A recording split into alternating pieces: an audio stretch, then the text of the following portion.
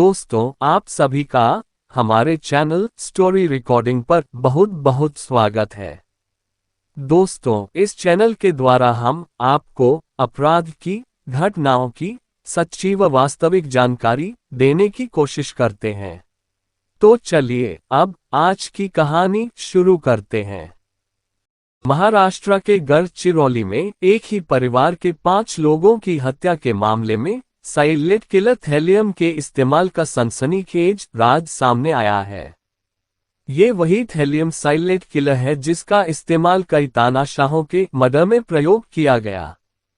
उसी थैलियम का इस्तेमाल कर एक पढ़ी लिखी टॉपर बहू ने 5 कत्ल की साजिश रच डाली। सभी मौतें अचानक बीमार होने पर 20 दिनों के भीतर हो गईं। एक एक करके 5 लोगों की मल्टी ऑर्गन फेलियर की वजह से मौत हो गई। बताया जा रहा है कि 2 बहुओं ने मिलकर ससुराल वालों की प्रताड़ना से तंग आकर पूरे खानदान के 16 लोगों की साइलेंट तरीके से हत्या करने की साजिश रची थी, जिनमें से शुरुआत में 5 को मारने में सफलता भी मिल गई। असल में थैलियम पानी में घुलने वाला केमिकल है। ये भी कोई रंग नहीं छोड़ता है और न ही इसमें स्वाद होता है, इसलिए इसे पानी से लेकर किसी खाने में भी मिला देने से किसी को ना स्वाद का पता चलेगा और ना ही खाने या पानी का कोई रंग बदलता है, जिस वजह से इसके सेवन करते समय खाने वाले को कुछ पता भी नहीं चलता है और 15 से 20 दिनों में उसके शरीर के एक एक करके अंग फेल होने लगते हैं, जिसकी वजह से उसकी मौत हो जाती है और किसी तरह की बीमारी का पता भी नहीं चलता है। महाराष्ट्र के गढ़चिरौली जिले के अयरी तहसील में मौजूद है एक गांव, जिसका नाम है महागांव। इस गांव में रहने वाले एक परिवार के साथ एक रोज एक अजीब और भयानक सिलसिले की शुरुआत हुई। परिवार के लोग एक एक कर बीमार पड़ने लगते हैं। सबसे पहले परिवार का मुखिया और उसकी बीवी बीमार पति है, फिर बेटी, साली और तब बेटा। एक ऐसी बीमारी जिसमें पहले तो पूरे जिस्म में तेज दर्द होता है और फिर धीरे धीरे होंठ काले पड़ने लगते हैं, जुबान अकड़ जाती है। लेकिन इस परिवार के साथ शुरू हुआ ये मनहूस सिलसिला यही नहीं रुकता, बल्कि हद तो तब हो जाती है जब एक एक कर बीमार होने वाले परिवार के लोग एक एक कर मारे भी जाने लगते हैं। सबसे पहले अस्पताल में परिवार के मुखिया की जान जाती है, फिर उसकी बीवी की और तब बाकी लोगों की, और इस तरह महज 20 दिनों के अंदर पूरे परिवार के 5 अच्छे भले लोग देखते ही देखते मौत के मुंह में समा जाते हैं।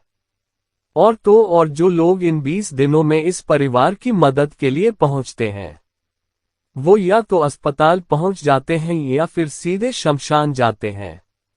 वो भी इस बीमारी से नहीं बच पाते। वो भी हैरान थे क्योंकि इस बीमारी का वो भी शिकार बनने लगते हैं। सवाल ये है कि आखिर ये माजरा क्या है? आखिर इस अजीब बीमारी और उससे होती मौतों का रहस्य क्या है? क्या ये किसी साजिश है, कोई ऊपरी साया है, या फिर इसके पीछे की कहानी कुछ और है?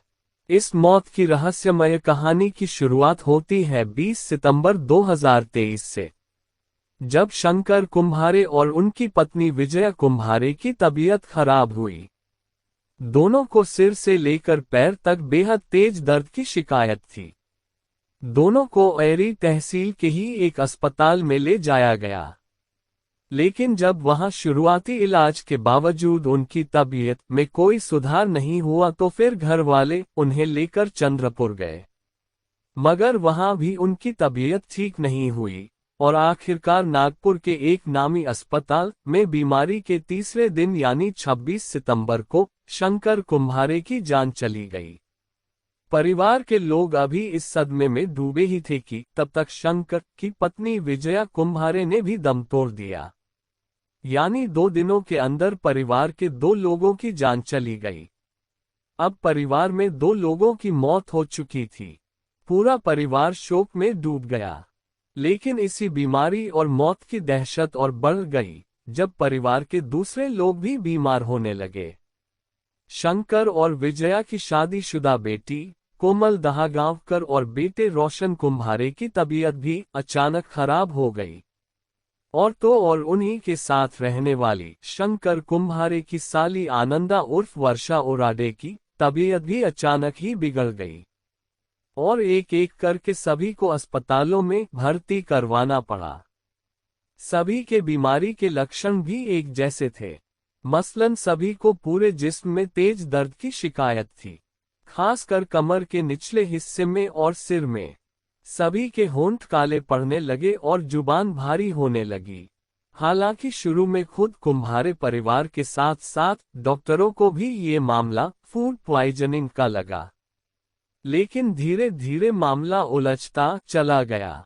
और तो और अलग अलग अस्पतालों में कुम्हारे परिवार के लोगों का इलाज कर रहे अलग अलग डॉक्टर भी उनकी बीमारी के सिम्टम्स को देखकर अलग अलग डायग्नोसिस करने के बावजूद किसी एक नतीजे पर नहीं पहुंच पाए। मगर दो मौत और बीमारियों के इस सिलसिले के बीच कहानी में एक एक कर और भी कई अफसोसनाक मुकाम आए। परिवार में हुई दूसरी मौत के 11 दिन बाद यानी 8 अक्टूबर को तीसरी मौत हुई। इस बार शंकर और विजया की बेटी कोमल दहागांवकर की जान चली गई। कुम्हारे परिवार का शोक और बढ़ चुका था। लोग डर के साए में आ चुके थे। और तभी 6 रोज गुजरते गुजरते परिवार को चौथा झटका लगा। 14 अक्टूबर 2023 को शंकर की साली और विजया की बहन आनंदा उर्फ वर्षा ओराडे की मौत हो गई। उसके अगले दिन 15 अक्टूबर को शंकर और विजया का बेटा रोशन कुम्हारे ने भी अस्पताल में दम तोड़ दिया। यानी 20 दिनों के अंदर कुम्हारे परिवार के 5 लोग किसी रहस्यमयी बीमारी का शिकार बनकर एक एक कर मौत के मुंह में समा गए। और अब ये बात कुम्हारे परिवार और महागांव से बाहर पूरे गढ़चिरौली को डराने लगी थी। अभी खुद कुम्हारे परिवार के साथ साथ उन्हें जानने वाले तमाम लोग मौत के अजीबोगरीब सिलसिले से हैरान और परेशान थे कि कुम्हारे परिवार को लेकर और भी चौंकाने वाली जानकारियां सामने आती हैं। पता चलता है कि कुम्हारे परिवार का सबसे बड़ा बेटा सागर कुम्हारे, जो काम के सिलसिले में दिल्ली में रहता है, वो भी बीमार है। और उसे भी बीमारी के कुछ वैसे ही लक्षण हैं जैसे कि परिवार के दूसरे लोगों को हैं। यानी पूरे बदन में तेज दर्द होना, होठों का काला पड़ना और जुबान में भारीपन महसूस होना। असल में अपने माता पिता की मौत की खबर मिलने पर सागर दिल्ली से चंद्रपुर पहुंचा था।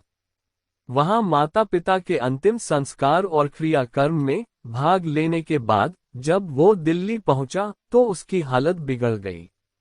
और कुछ इतनी बिगड़ गई कि उसे दिल्ली के ही एक अस्पताल में भर्ती होना पड़ा। दिल्ली से आए सागर कुम्हारे की बीमारी की खबर ने लोगों को पहले ही काफी हैरान कर दिया था। इसी बीच उन्हें पता चला कि शंकर कुम्हारे और विजया कुम्हारे की तबीयत बिगड़ने के बाद जो ड्राइवर अपनी कार में दोनों को एरी के अस्पताल में लेकर गया था, उस ड्राइवर राकेश मडावी की हालत भी काफी खराब है और उसे भी अपने इलाज के लिए चंद्रपुर के एक प्राइवेट अस्पताल में भर्ती होना पड़ा है। ठीक इसी तरह अपने बीमार रिश्तेदारों की मदद के लिए किसी दूसरी जगह से चंद्रपुर पहुंचने वाले शंकर कुम्हारे की साली का एक लड़का भी रहस्यमय तरीके से बीमार हो जाता है और उसे भी अस्पताल में भर्ती होना पड़ता है। यानी देखा जाए तो जिस बीमारी से कुम्हारे परिवार के 5 लोगों की जान चली जाती है, उसी बीमारी का शिकार बनकर परिवार के 2 और लोग और एक ड्राइवर को अस्पताल में भर्ती होना पड़ता है। इस पूरे एपिसोड में एक गौर करने वाली बात ये थी कि कुम्हारे परिवार के वही लोग बीमार पड़ रहे थे या मारे जा रहे थे जो गढ़चिरौली में रहते थे या वहां गए थे। परिवार के ऐसे सदस्य जो गढ़चिरौली से दूर थे, उन्हें न तो किसी बीमारी का असर हुआ और न ही किसी की जान गई। यानी गढ़चिरौली के उस मकान में या कुम्हारे परिवार में कुछ तो ऐसा जरूर था जो लोगों को बीमार कर रहा था। एक साथ एक ही परिवार के 5 लोगों की मौत कोई मामूली बात नहीं होती, वो भी तब जब परिवार में किसी को भी कोई पुरानी बीमारी ना हो। जाहिर है एक परिवार में एक एक कर हुई इन 5 मौतों ने न सिर्फ महागांव में बल्कि आसपास के पूरे इलाके में सनसनी फैला दी थी। इन मौतों को लेकर चर्चाओं का बाजार गर्म हो चुका था। खासकर लोग इन मौतों के पीछे काला जादू यानी अंधश्रद्धा वाली बात कह रहे थे। डॉक्टर भी मौत की वजह का पता नहीं लगा पा रहे थे। इन मौतों से गढ़चिरौली पुलिस के भी कान खड़े हो गए। इस बीच पुलिस को नागपुर से मारे गए लोगों की मेडिकल रिपोर्ट मिली तो उसका शक और भी गहरा गया। असल में डॉक्टरों को भी मौत की वजह साफ साफ समझ नहीं आ रही थी। मेडिकल रिपोर्ट में कार्डियक अरेस्ट और मल्टी ऑर्गन फेल्योर को मौत के पीछे की वजह बताई गई थी, लेकिन एकाएक इतने लोगों के साथ ऐसा कैसे हुआ, ये एक बड़ा सवाल था। लिहाजा पुलिस ने जांच शुरू की। जांच में पहला शक कुम्हारे परिवार की बहू संघमित्रा की तरफ ही गया। ये लाजिमी भी था, क्योंकि कुम्हारे परिवार के सारे लोग एक एक कर बीमार हो रहे थे, मारे जा रहे थे, लेकिन संघमित्रा की तबीयत को कुछ भी नहीं हुआ। यहां तक कि उसकी बॉडी लैंग्वेज में भी कोई ज्यादा गमी वाली बात नहीं थी। ऐसे में पुलिस ने रोशन कुम्हारे की पत्नी और कुम्हारे परिवार की बहू संघमित्रा को पूछताछ के लिए बुलाया तो राज खुल गया। संघमित्रा ने पहले तो पुलिस को धोखा देने की कोशिश की, लेकिन सबकी बीमारी और अपनी तंदुरुस्ती के सवाल पर वो फंस गई। उसने ससुराल वालों की मौत के पीछे अपने हाथ होने की बात तो मानी, लेकिन ये कहकर चौंका दिया कि इस साजिश में उसकी एक मामी रोजा रामटेके भी शामिल है। लेकिन अब सवाल ये है कि आखिर संघमित्रा और उसकी मामी रोजा की कुम्हारे परिवार से ऐसी क्या दुश्मनी थी?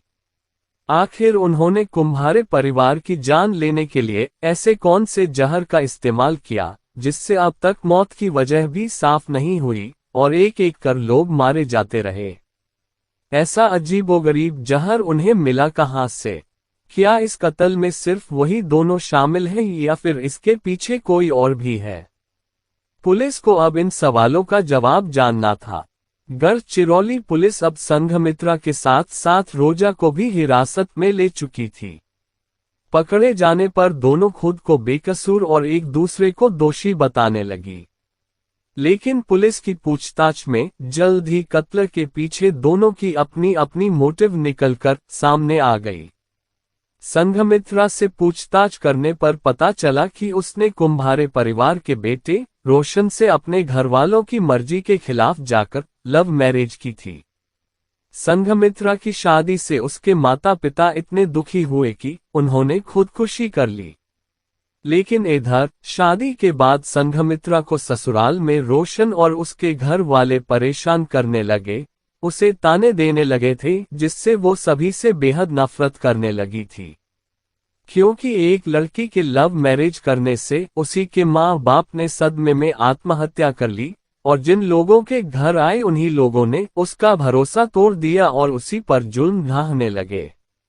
इसलिए वो उनसे बदला लेना चाहती थी। दूसरी ओर उसकी मामी रोजा रामटेके का कुम्हारे परिवार से जमीन को लेकर झगड़ा चला आ रहा था और महागांव में ही जमीन के एक हिस्से पर कब्जा करने के लिए वो कुम्हारे परिवार के लोगों को रास्ते से हटाना चाहती थी।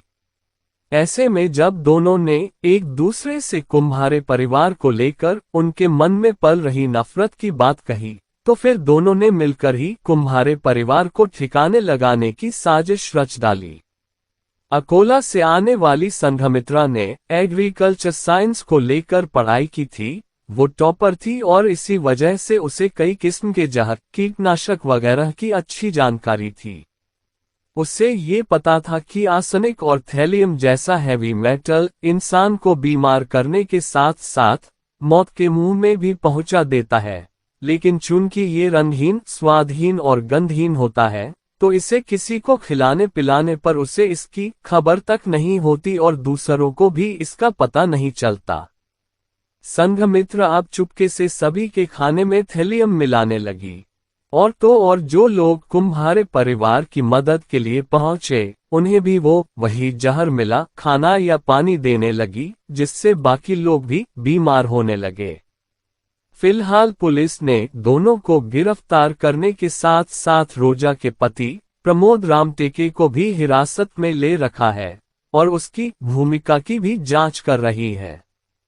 पुलिस की माने तो कुछ रोज पहले प्रमोद भी बीमारी का बहाना कर इलाज के लिए अस्पताल गया था। ऐसे में उसे शक है कि प्रमोद को भी अपने घर में रची जा रही साजिश की खबर थी। लेकिन प्रमोद इस साजिश में सक्रिय तौर पर शामिल था या नहीं, फिलहाल पुलिस ये पता लगाने की कोशिश कर रही है।